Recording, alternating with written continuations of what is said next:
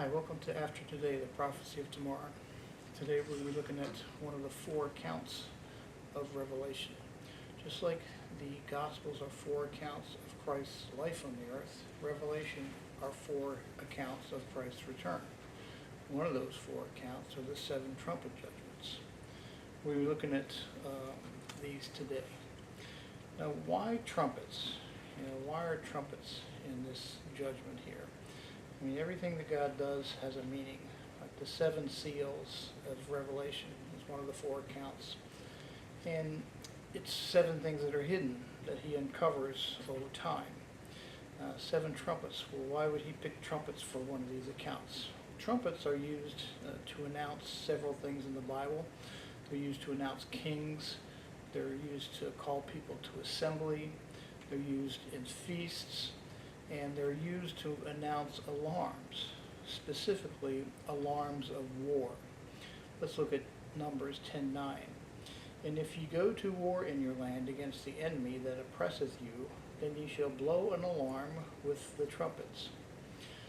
Joshua in the battle of Jericho, he surrounded the city 7 times. They were a city with very high walls that you couldn't surpass, you couldn't get over. But he and his priests went around the city 7 times, and they blew trumpets. And the last day they blew a trumpet, and the wall fell flat. Let's look at Joshua 6:20. So the people shouted when the priests blew the trumpets. And it came to pass when the people heard the sound of the trumpet, and the people shouted with a great shout, that the wall fell down flat. So that when the people went up into the city, every man straight before him, and they took the city. It was a issue of a warning of war. Gideon in Judges 7 verses 8 through 22 uses trumpets before he attacks. Let's look at Jeremiah 4:19. The sound of the trumpet, the alarm of war. 1 Corinthians 14:8. For if the trumpet give an uncertain sound, who shall prepare himself to the battle? Joel 2:1. Blow ye the trumpet in Zion, and sound an alarm in my holy mountain. Let all the inhabitants of the land tremble, for the day of the Lord cometh, for it is nigh at hand. Amos 3:6. Shall a trumpet be blown in the city, and the people be not afraid? So here, a trumpet is a warning of war. So this is a clue to what these trumpets are. They're related to war. Let's take a look at them. We're looking at Revelation chapter 8, verse 2. And I saw the 7 angels which stood before God, and to them were given 7 trumpets. Revelation 8:6. And the 7 angels which had the 7 trumpets prepared themselves to sound. Revelation 8:7. The first angel sounded, and there followed hail and fire mingled with blood, and they were cast upon the earth. And the third part of the trees was burnt up, and all green grass was burnt up. Now, this doesn't really sound like war, but if you look at many things in the book of Revelation, they're symbolic. Many times in the book of Revelation and in the Bible, men are called trees. So this trees could be referring to men. Revelation 11:4 states this, talking about the 2 witnesses. It says, these are my 2 olive trees. Psalm 1:3 says, and he shall be like a tree planted by the rivers of water of life. Judges 9:8 through 15, men are described as different kinds of trees. Olive trees, fig trees, cedars, etc. Grass has the same reference. If you look up the word grass in the Bible, most of the time it's referencing men. Isaiah 40:6, all flesh is grass. Psalm 92:7, and the wicked spring as the grass. 1 Peter 1, verse 24, for all flesh is as grass, and the glory of men as the flower of grass. The grass withereth, and the flower falleth away. Green grass, which is what the verse says all green grass was burnt up. Well, green grass is grass in its prime. Men that were sent to war were men in their prime. And most of them, fell to war. So green grass could mean men in their prime here. I really think that this is referencing war, and the way that it references is symbolically. Revelation 8:7. A lot of people think, well, what is this first trumpet? It's obviously, all the trumpets, if they're related to war, it means that there's some sort of war relation. Could this be World War I? It took part over the third part of the earth. If you look into the verse, it says, they were cast upon the earth, and the third part of trees was burnt up. So it's a third part of the earth. World War I was the first true world war, and it took part over about a third part of the earth. Revelation 8:8, and the second angel sounded, and as it were a great mountain burning with fire was cast into the sea, and the third part of the sea became blood. The scripture says, as it were. Doesn't mean this is exactly what it is, but as it were. And the third part of the creatures which were in the sea and had life died, and the third part of the ships were destroyed. Revelation 8:9. 1/3 of the seas had very much hardships in the Second World War. And the First World War had very little ship movement. It wasn't really involving a lot of the sea.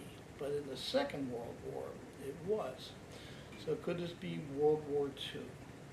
The sea was a big part of the arena of warfare in World War II. Let's read Revelation 8:10. And the third angel sounded, and there fell a great star from heaven, burning as it were a lamp.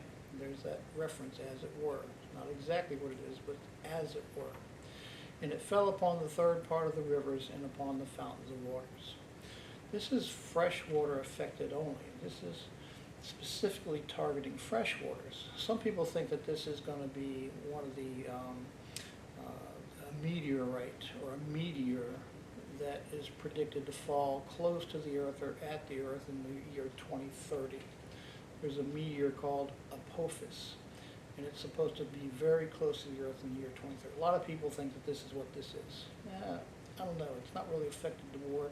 And if it was a meteor doesn't target specifically rivers and fountains of waters, which this one does. So what else could this be? Some people believe that this is having to do with Chernobyl, the Chernobyl incident, because of what's said in Revelation 8:11. And the name of the star is called Wormwood, and the third part of the waters became wormwood, and many men died of the waters because they were made bitter. Wormwood is the Russian word for Chernobyl. Chernobyl is the Russian word for wormwood, in other words. Many men died of the fallout of Chernobyl. Chernobyl was a nuclear reactor. So this is possible. It could be this. But that's the third trumpet. The fourth trumpet sounds in Revelation 8:12. And the fourth angel sounded, and the third part of the sun was smitten, and the third part of the moon, and the third part of the stars. So as the third part of them was darkened, and the day shone not for the third part of it, and the night likewise. Now, it's interesting that this is the fourth trumpet, because the fourth trumpet aligns with the fourth day of creation, was when God created the lights in the heavens. Genesis 1:16 says, and God said, let there be lights in the firmament of the heaven to divide the day from the night, and let there be signs and for seasons and for days and years. And the sun was made on the fourth day. Now the fact that this is going to take place over just a third part may be one of God's mercies. One of the things that Christ says will happen during the tribulation period, which we'll see in Matthew 24:22, says that, except those days be shortened, there should no flesh be saved. But for the elect's sake, those days shall be shortened. And he's not talking about the number of days. I think he's talking about the daylight hours. Because we see what happens with a nuclear blast. If you ever saw a nuclear blast on TV or in the documentaries, you see that it just disintegrates the clouds and the ozone above it. We've done so many nuclear tests and nuclear attacks to date that we've destroyed a lot of the ozone. Matter of fact, in Australia, the ozone is quickly dissipating, and the skin cancer in Australia is rampant, some of the highest in the world. So this could be that God is going to be giving mercy to those who are here on the earth because he's shortening the daylight hours. We haven't really seen this happen right now, but some people say that that's not it. Some people say this has something to do with the Berlin Wall falling. I'm not sure how they relate that into there, but that's the fourth trumpet. And I beheld in Revelation 8:13, and heard an angel fly through the midst of heaven, saying with a loud voice, Woe, woe, woe to the inhabitants of the earth, by reason of the other voices of the trumpet of the three angels that have yet to sound. This is the last three trumpets, and they're going to be epic. They're going to be extremely damaging, because the angel says, Woe to the earth. Revelation 9:1, we see the fifth angel. The fifth angel sounded, and I saw a star fall from heaven unto the earth, and to him was given the key of the bottomless pit. It says this star is related to a personage. A lot of times you see things in the Bible related to personages. You know, this is a star that fell from heaven unto the earth. A lot of people think this is Satan. Could be. What does Isaiah say? Isaiah 14:12 says, How art thou fallen from heaven, O Lucifer? How art thou cut to the ground? Luke 10:18 says, And he said unto them, I beheld Satan as lightning fall from heaven.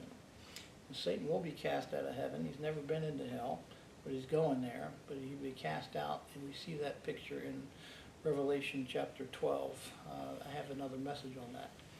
But let's look at Revelation 11:7. The beast that ascendeth out of the bottomless pit, talking about the Antichrist. We can't get down there unless he's cast in there.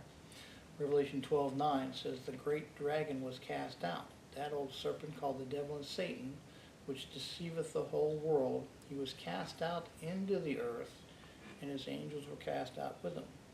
This is going to happen right before the Great Tribulation happens on the earth. That's a 3.5 year period that will be the last 3.5 years before Christ's return. It says that Satan was cast out into the earth, and this is the period of time that that's going to happen. Revelation 9:2, And he opened the bottomless pit, and there rose a smoke out of the pit, as the smoke of a great furnace, and the sun and the air were darkened by reason of the smoke of the pit. Revelation 9:3, And there came out of the smoke locusts upon the earth, and unto them was given power as the scorpions of the earth have power. This is, again, personages. It's talking about beings that have power. These could be demons. I think that the Bible references something like this happening with fallen angels. Let's look at Jude 1:6. And the angels which kept not their first estate, but left their own habitation, they were in heaven, but they left and were cast out, he hath reserved in everlasting chains under darkness unto the judgment of the great day. 2 Peter 2:4 speaks to them. For if God spared not the angels that sinned, but cast them down to hell, and delivered them into chains of darkness, to be reserved unto judgment.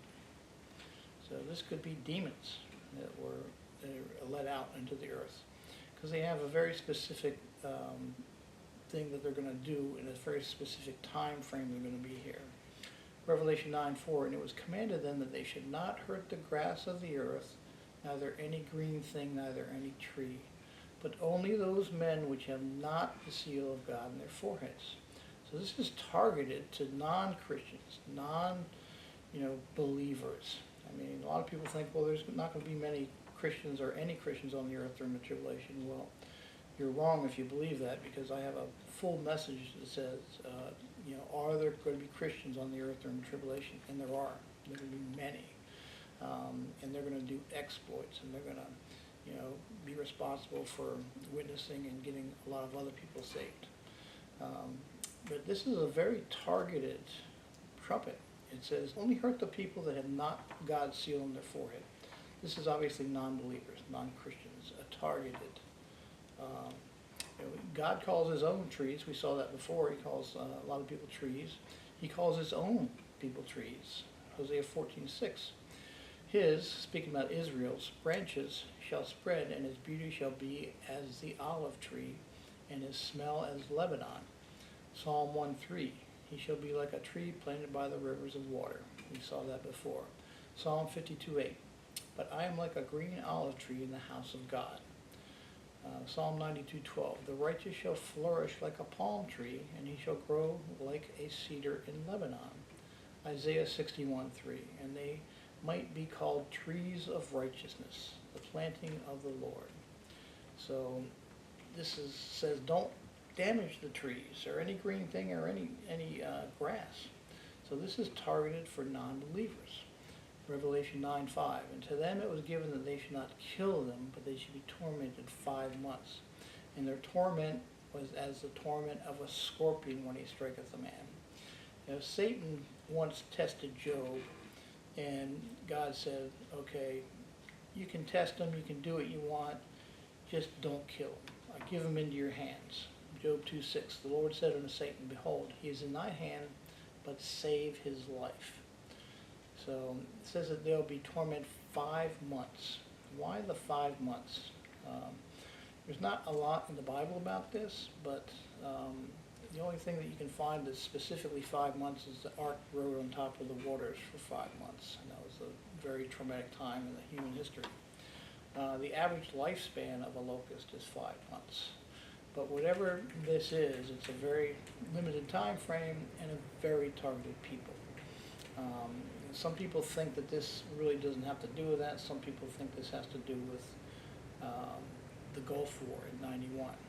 It could be because they used a lot of nerve gas and a lot of agents like that, but not really sure, to be honest with you.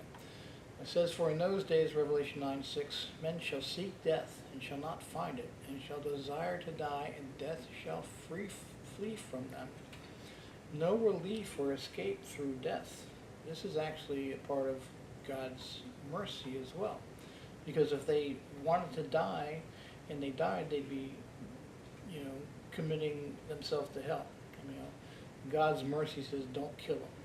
Give them another chance. God's all about giving people every last chance he can. Job 3:20, verses 22. Wherefore is light given to him that is in misery, and life unto the bitter of soul, which long for death, but it cometh not, and dig for it more than for hid treasures, which rejoice exceedingly and are glad when they can find the grave. This is a reference to that. But again, death leads to hell for these people, so God's mercy says, don't kill them. Let's look at Revelation 9:7. And the shapes of the locusts were like horses prepared unto battle, and their heads were, as it were, crowns of gold, and their faces were the faces of men. What is John seeing here? A lot of people think this is helicopters. It could be. War and helicopters go together, so very well could be that. And hair is the hair of women, and their teeth were as the teeth of lions. Revelation 9:8. Revelation 9:9. And they had breastplates, as it were, breastplates of iron, and the sound of their wings was as the sound of chariots of many horses running to battle. Again, it sounds like some sort of helicopter or something. Joel 2 references these same beings. It says in 2:4-5, the appearance of them is as the appearance of horses and of horsemen, so shall they run, like the noise of chariots, on the tops of mountains shall they leap. And they had tails like unto scorpions, and there were stings in their tails, and their powers to hurt men 5 months. Revelation 9:10. Again, this is very targeted. And these beings or symbols have power. And so we're going to cut it short here for part 1, and we'll come back and do part 2 of what are the trumpets of Revelation. And we'll catch up with that. We'll catch that up with you in the next session of After Today and the Prophecy of Tomorrow.